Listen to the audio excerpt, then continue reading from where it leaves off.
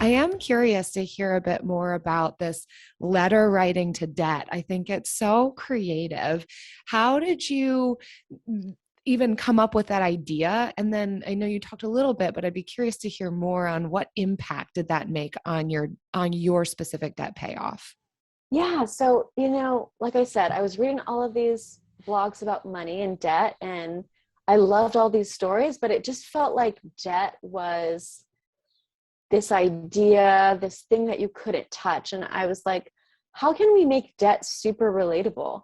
And I was like, everyone has relationships, whether they're romantic or friendships or familial or otherwise. And I was like, I want to anthropomorphize debt into this person, this figurative being, and I want to break up with them every single day until I finally Mhm. actually break up with this debt. And so, I thought it was a fun way to kind of personify debt and continue to break up with debt.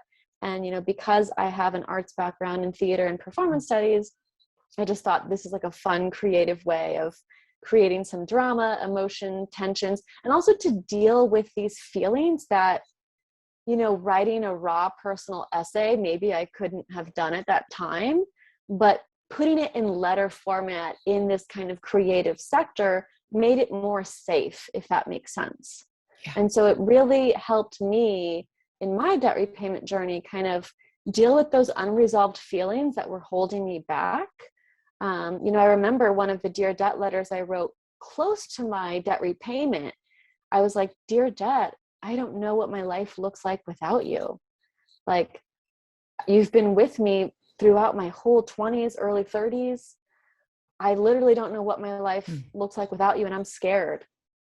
And I just remember how powerful that feeling was, because we idealize this debt freedom, which it's amazing. I don't want to downplay that. But there was this fear of paying off my debt. Like, who am I without this debt?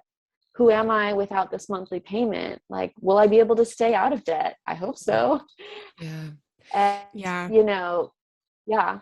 I hear so much of my story in your story. Every like thing you're saying, I can say like, oh my gosh, yes, I felt that, because like I too, it wasn't like the credit card and the overspending thing. Like there was very little I could cut in my expenses.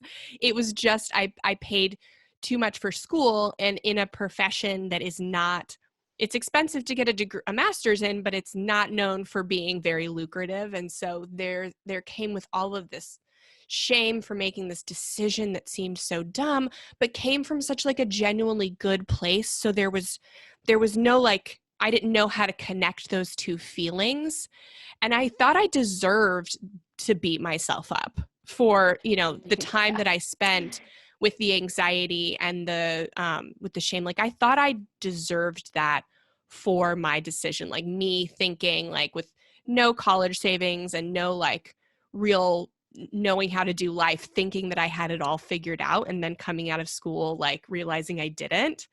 I thought I deserved everything I was giving myself. And so like this journey that you went on to like find that you are separate from your debt, and then the feeling of like being so close to paying it off, and realizing like now I've just placed my identity in this different thing, and like how am I going to get through like being without it.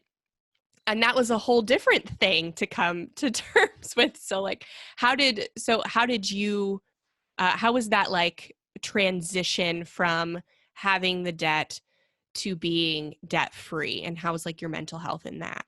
Something that I say often is, you are not alone. You are not alone.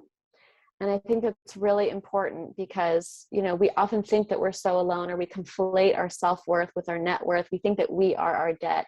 And that was the first money mindset transition I had to make. Like, I am not my debt. I am not my money. Yes, I'm broke now. Yes, I'm on food stamps. Yes, I'm making no money. Yes, my net worth is in the negative, but that doesn't mean I'm a bad person. That doesn't mean that I effed up my life forever. That doesn't mean that I'm worthless. It means that I did the best I could with the information I had at the time, and it didn't work out the way I thought. And I still ended up prevailing because I made it work. And so I think that's Mhm. a crucial money mindset issue that people need to address first, because you are not alone and you are not a loan. And, you are not your debt. And I think that's really important. And kind of what you were saying, like, how was that transition?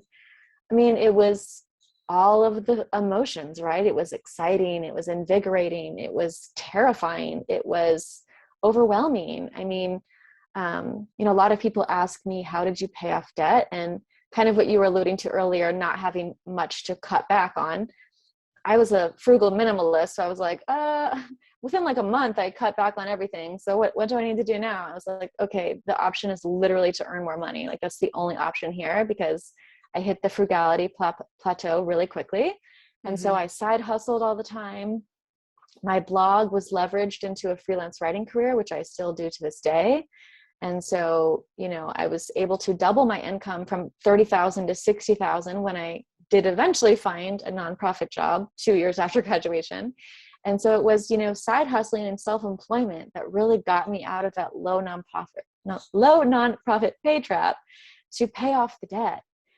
Becoming debt free, I had to face this whole identity shift of like, who am I going to be without my debt? Because literally I signed on the dotted line when I was 17, having to let go of this identity. And especially because I had created this blog, Dear Debt, around it, like I knew that was going to change too.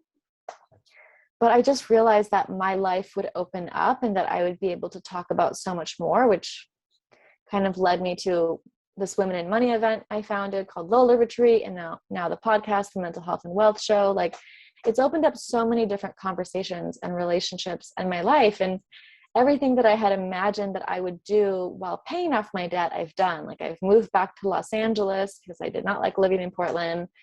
I got cats finally, which I, put off because I knew it was going to be an extra expense. I took my mom to Italy. This was, pre-pandemic, obviously.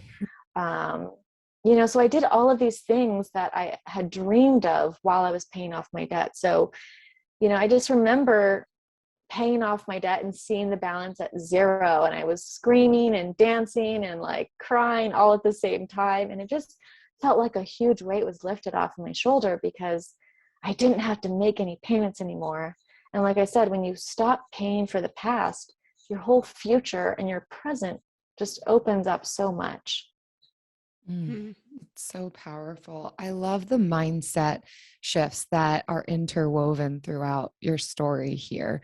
Some of the ways that you changed the narrative, which takes a good deal of intentionality and something with weight to it, right?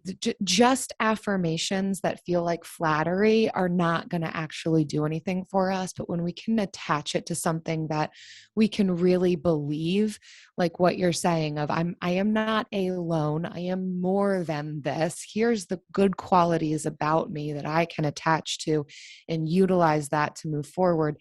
That's where you actually see the progress in it.